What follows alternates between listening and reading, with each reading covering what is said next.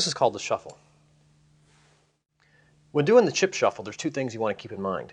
The softer the surface you have, the better, and it helps if you have two different colored stack of chips.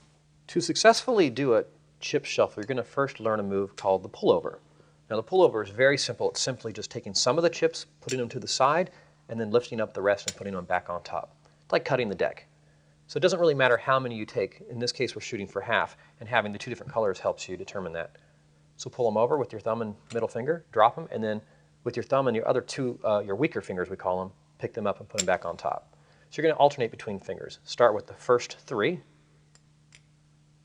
and then pick up with your pinky and your ring finger. That's the techniques you want to get through because those are the fingers that are going to enable you to do the shuffle.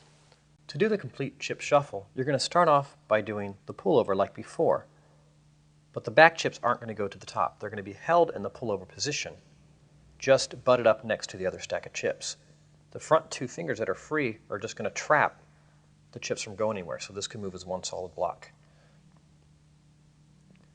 You're going to apply pressure together. All your fingers are going to kind of go like this.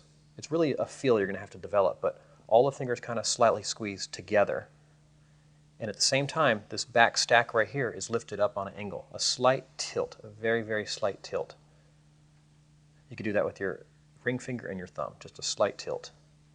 As you push all the chips together, you squeeze and you do the tilt, they will all rise up and start to interweave. And as they interweave, all fingers leave the table and rise up into the air. I'm doing this very, very slowly so you can try to visualize what's going on. All the fingers are going to squeeze together. You're going to do a tilt with the back fingers, and then all the fingers go up. If I had a very large stack, it would look like this.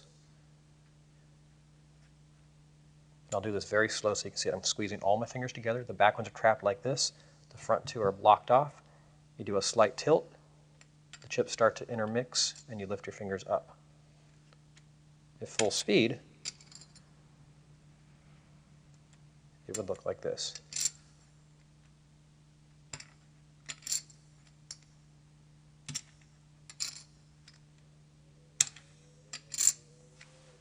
One final tip about chip shuffling.